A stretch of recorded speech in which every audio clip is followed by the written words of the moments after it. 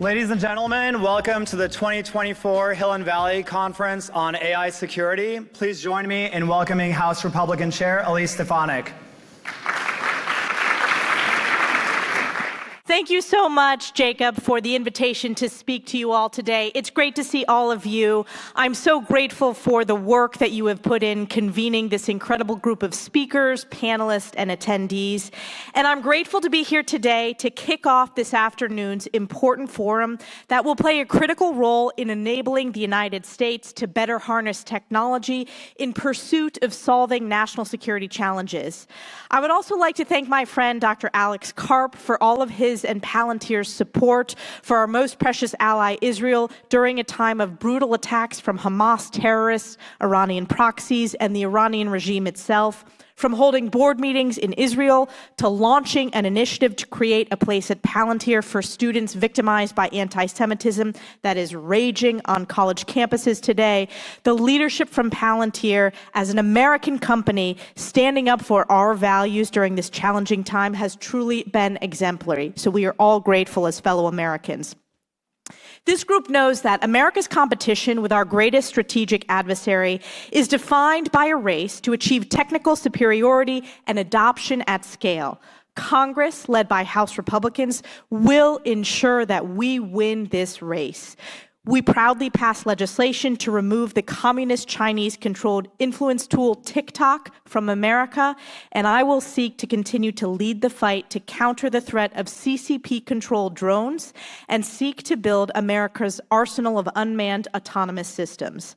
Understanding the national security implications of AI and harnessing its full capabilities is an issue that I have led on throughout my time in Congress, on the House Armed Services Committee, the House Intelligence Committee, and now as the House Republican Conference Chair.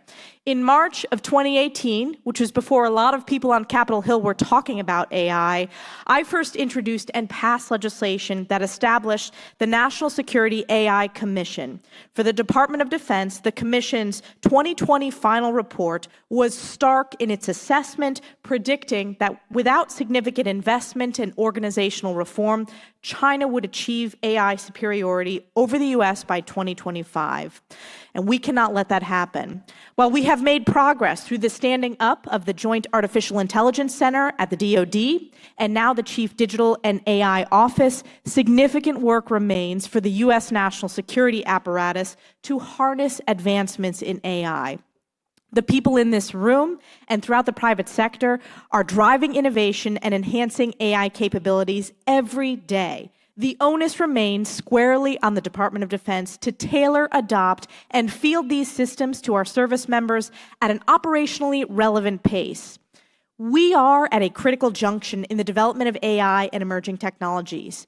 We must drive a culture of increased collaboration between the Pentagon and the private sector and reduce bureaucratic red tape to enable these outcomes. I was concerned to see that the Air Force recently took a step away from this pursuit when AFWorks abruptly ceased funding the Defense Ventures Fellowship Program that so many of you in this room are familiar with and have participated in. While the United States faces stark competition from adversaries like China, it has never been more imperative to leverage American ingenuity in the private sector, making the Air Force's decision to end the DVP both short-sighted and misguided. To address this lack of vision, I am proud to announce today that I am leading an effort to reconstitute a venture DoD fellowship program at the Office of Strategic Capital in this year's National Defense Authorization Act. Over time, this program will lower the barriers to entry for venture-backed, non-traditional defense tech startups by eliciting cultural change throughout the acquisition community. The next generation of DoD acquisition professionals must be armed to optimally leverage traditional and non-traditional defense vendors to deliver the best possible capabilities directly to the warfighter.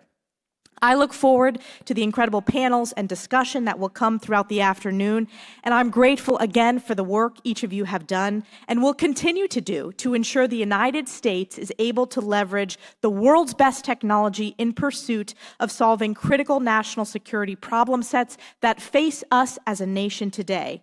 With that, I want to turn it over to my friend and chairman of the House AI Task Force, Congressman Jay Obernolte from California, who is a true leader on these issues, for his remarks. Thank you so much again for the opportunity to be here today. Proud to turn it over to Jay Obernolte.